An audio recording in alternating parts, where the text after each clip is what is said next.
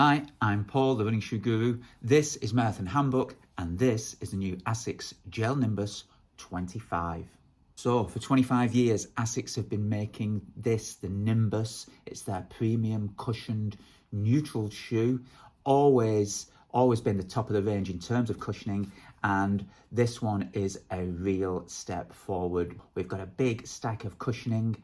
Gel has disappeared from visibility, but here are a few stats. Okay, the shoe is £175 in the UK, $160. Weight comes in the men's 290. These are the standard men's sizes and ladies' sizes for comparison. So men's 290 grams, ladies 225 grams. That's 10.2 or 9 ounces respectively. Heel stack, 30 millimeters in the heel in the men's, 29 in the ladies. It looks a lot more. 22 in the forefoot, 21 in the ladies. So a similar 8 mil drop. Like I say, it does look a lot more. The foot, as usual, sits a little bit within the shoe, and you can see it's got quite a wide footprint or base to it, so it does remain quite stable. The most obvious thing about the shoe is the lack of visible gel. So Asics have replaced that with a new pure gel that's embedded in the heel of the shoe. Nothing in the forefoot, just in the heel. No carbon plate in the Nimbus. It is a daily trainer. Simple AHA rubber sole. I think, no official word on what AHAR rubber is. I think it's Asics high abrasion rubber, so it's a durable. So you've got this type of rubber, it's more durable, carbon impregnated usually in the heel, blown rubber in the forefoot. But we get a lot of coverage there. Traction, not an issue at all. The foot, the shoe does look a lot more maximal than it actually measures. The foot does sit down a little bit within the shoe. If I'm putting my finger into the inner sole or the sock liner of the shoe, it sits around about here. The base of the shoe, the footprint is a little broader. So again, your foot sinks into that. It cradles the foot. It's a very balanced, stable feel. It is a neutral shoe, but I found it very stable. So yeah, cushioning is not an issue. And that is the main thing about this shoe.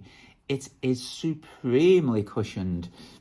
Asics say in tests that they conducted in an Australian biomechanics laboratory, athletes were given a choice of, I think it was 5 or 6 shoes, and on comfort and comfort alone, this is all they tell us, that the Gel Nimbus 25 came out on top. And there's no denying that. It is an extremely comfortable shoe. Step-in feel, everything about the shoe is really nice. Other shoes that I'd compare it to, from Brooks, possibly the Glycerin 20, New Balance 1080s, Nike Invincible, all very similar shoes.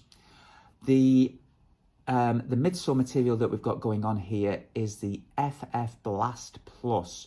So again, a slightly different configuration to what we've seen in other shoes, the Metaspeed Sky and the Sky Plus and the Edge Plus. They use FF Blast, but this FF Blast Plus is a softer and kind of less responsive. Now, I think we've been spoiled by a lot of recent shoes that do feel very responsive. I don't think you need every shoe to be responsive. There's enough models to choose from if you want that little bit of a spring in your step, and everybody knows which models they are. So we don't necessarily need the Nimbus to be a highly responsive shoe. It's very soft, it's very plush, and it is very comfortable. It just soaks up the miles. It disappears around the foot. And talking of which, the upper, we've got an engineered mesh, kind of knitted upper. It's beautifully soft. It's got a stretch feel to it. It wraps around the foot. Any unusual lumps and bumps you've got on your foot, it just hugs it. It's like a sock. It's beautiful. The tongue rather, very stretchy. It's inserted into the midfoot with, it's kind of extended the mesh sections of it. It wraps around the foot. It holds it very well, and it sits neatly in place. The ankle collar, again, fantastic, really nice fit. Lots of soft padding in there, but it is really soft. So your foot sinks in, it's wrapped nicely, no slippage at all. and very well finished around the collar as well. This is super soft and stretchy. No issues at all. The shoe is extremely comfortable. I've used it a few runs, and it's become a kind of go-to daily trainer for those easy miles. It's not a shoe for running quicker in. You don't get the spring like you do in, say, Nike Invincible 3, that's very soft, but that more responsive, springy-like feel. But that's okay. For, like I say, everyday, easy running, no problem. It's a beautiful shoe.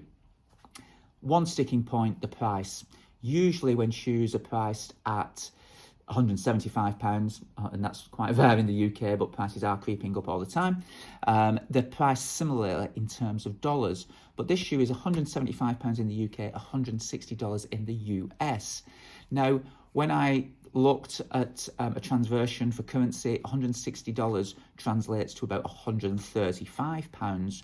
So in the US, you're kind of getting a really good value shoe. In the UK, it's £20 more than the Nimbus 24. Yes, it's a new model. You expect it to be a little bit more expensive, but it has taken a £20 price increase. In terms of components in the shoe, there's less to it.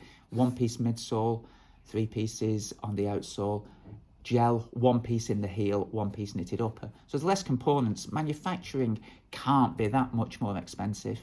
So if you can afford the shoe, great. People who like the Nimbus, as soon as they try it on, I'm convinced they will buy it. It feels really nice. But come on, Asics, cut us a bit of slack.